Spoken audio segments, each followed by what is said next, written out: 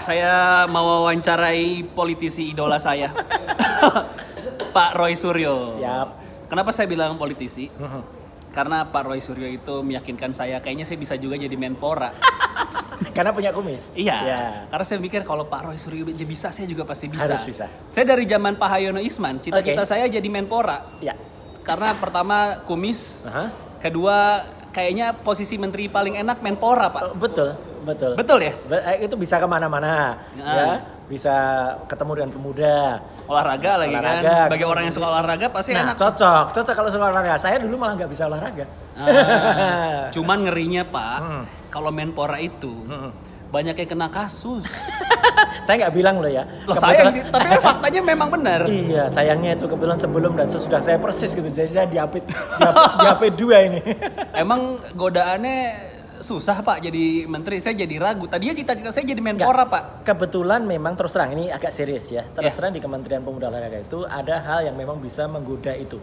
Ya, karena di situ kan ada 2 tupoksi, tugas pokok fungsinya sebagai Menteri Olahraga dan sebagai Menteri Pemuda. Kalau sebagai Menteri Olahraga ada banyak cabang-cabang olahraga, ada banyak PB pengurus-pengurus besar itu yang tiap saat juga harus diberikan dana oleh pemerintah.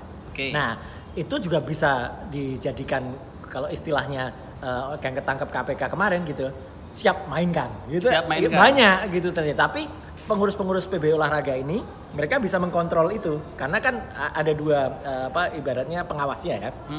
Yang di olahraga juga punya induk olahraganya, yang di kementerian ada. Nah, masalahnya sekarang kalau yang di kepemudaan. Organisasi pemuda ini kan banyak banget. Oh, ini dana-dana hibah ya? Persis, tiap hari itu nggak hanya puluhan, ratusan proposal itu masuk dari organisasi-organisasi pemuda, entah bikin seminar, kemah, penelitian lah, apalah dan sebagainya. Dan itu memang terus terang saja, kalau kita tidak korek, saya dulu kalau tidak sering mengkontrol juga para deputinya, mereka bisa aja istilahnya main 86 lah gitu dengan para deputi atau para eselon 2, eselon 3 yang ada di bawahnya. Jadi mereka bisa mendapat dana itu, kemudian bisa dapat dana balik kanannya. Inilah yang terjadi pada hibah tadi Mas Patra. Jadi artinya itu yang kemudian muncul, dan kalau itu dana, meskipun dana di kepemudaan itu nggak sebesar olahraga. Masalah yang terjadi pada senior saya dan junior saya itu kan gitu. Ada dana hibah yang besar milik KONI, dan kemudian itu ada balik kanannya. Itu yang bahaya. Jadi sekarang Pak Roy Suryo ini dikenalnya sebagai apa? Udah nggak jadi menteri? Ya, mantri sekarang. Mantri. Masih ini nggak? Tapi masih ini nggak? Titel pakar telematika itu masih dipakai nggak?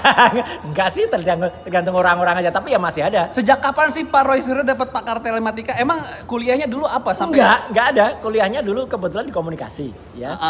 Hanya kemudian dulu mungkin ketika ada kasus-kasus teknologi, orang teknik nggak banyak bisa cerita. Saya pertama kali tahu Pak Roy Suryo pakar telematika. Kasus video porno lah. padahal jauh sebelum itu. Oh, jauh sebelum itu. Terus terang pertama kali saya diminta keterangan itu, dan yang minta keterangan bukan main-main. Waktu itu adalah BIA, masih zaman BIA, Badan Intelijen ABRI. Waktu itu zaman ada rekaman telepon Pak Habibie dan Pak Andi Galib. Oh, ini penyadapan. Bukan penyadapan sebenarnya, rekaman. Itu rekaman resmi. Okay. Istana tuh memang punya rekaman, documented ya. Terus ini disuruh diteliti keasliannya. Ya, itu karena itu bocor dan dimuat di salah satu majalah waktu itu. Kemudian saya diminta kok bocornya di mana dan lain sebagainya. Nah, dari situlah kemudian muncul kasus-kasus yang lain. Ada kasus besar juga, ada fotonya Gus Dur dan lain sebagainya waktu itu. Dan ya akhirnya yang banyak adalah infotainment, foto asli atau palsu ya. Jadi yang ngasih apa Gelar. titel pakar telematika itu media ya. Media. Oh, Jadi bukan ngaku-ngaku saya ini pakar telematika. Oh, bukan. Ngapain? Itu bagus tuh di-clear tuh, banyak yang nggak tahu soalnya. Ngapain? Nggak ada, istilah itu juga muncul sendiri ya gitu di kalangan media. Dan sampai terakhir pun ya, kasus yang terakhir kan sekarang ada juga misalnya kenapa seorang tokoh media Mas Ilham Bintang itu ketika di Australia, ketika di Sydney, dia nomor handphonenya bisa tiba-tiba tidak aktif, tapi tiba-tiba rekeningnya terkuras hingga ratusan juta. Nah, akhirnya orang pada tanya dan bingung kok bisa terjadi kehilangan nomor handphone, tapi sebenarnya dia nomor handphonenya itu di bawah, tapi kok bisa ada orang melakukan swipe card namanya, swipe number di dalam negeri, tapi kemudian semua nomor rekeningnya bisa kemudian dikuasai. Nah, akhirnya saya tadinya nggak cerita juga gitu ya, nggak mau cerita karena saya pikir sudah banyak lah sekarang generasi sekarang yang bisa cerita. Tapi tetap ya media tanya ya, akhirnya saya cerita lagi, ngulas itu lagi, dan ketika sudah nggak di DPR ya akhirnya muncul lagi lah istilah itu lagi gitu lah. Jadi ya Telematika. ya Mantap. sudahlah gitulah. Saya punya pertanyaan terakhir ke Pak Roy Suryo yang mungkin banyak banget pengen ditanya sama orang. Kita dapat banyak berita Pak Roy Suryo terakhir itu pas selesai jadi menteri dikabarkan membawa barang-barang dari Widya Chandra. Sampai sendok inventaris menteri itu dibawa ke rumah pribadi. Sampai serutan mungkin. Nah kayak gini. Itu sebenarnya gimana ceritanya? Nah terima kasih sudah menanyakan itu. Ya, saya iya. terus terang kalau ini sama dengan kita bicara soal kerajaan-kerajaan. Ya, Oke. Ya kalau kita nanggapinya dengan serius ya kita sama aja dengan misalnya logikanya begini. Kita lagi jalan di jalan raya, tiba-tiba ada orang gila ngata-ngatain kita, Suryo gila. Terus kita turun dari kendaraan, terus kita langsung balas, kamu yang gila. Nah, sekarang nggak ada gunanya. Di jalan itu orang jadi lihat ada berapa orang gila, Mas. Jadi ada 2 orang gila. Sama. Jadi waktu itu saya diam. Maksud saya adalah supaya orang tuh berpikir logik lah gitu. Ternyata sulit juga membuat orang logik karena saya diam ya. Orang anggap diam itu dianggap salah. Gitu ya. Jadi dituduhkan 3.226 item barang-barang itu yang sangat tidak masuk. Piring, cangkir, tapi sendok. Tunggu, di Widya Chandra itu memang ada cangkir dengan tulisan Kementerian Pemuda Olahraga. Emang gimana sih sebenarnya? Saya terus sama nggak tahu lah kayak gitu. Oh iya, menteri mah nggak ngurusin. Sampai ada pompa air segala. Nah, untuk tidak perlu ribut, saya terus terang waktu itu langsung saya bawa ke ranah hukum.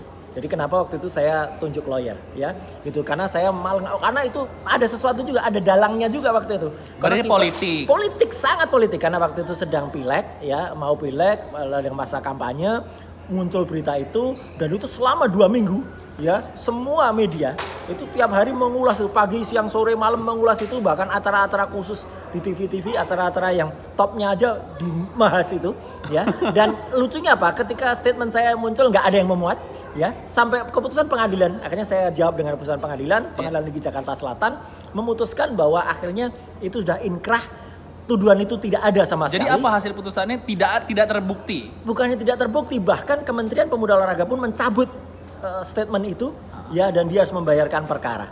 Tapi sayangnya dibayar perkaranya sama sama Kemenpora. Salah. Berapa?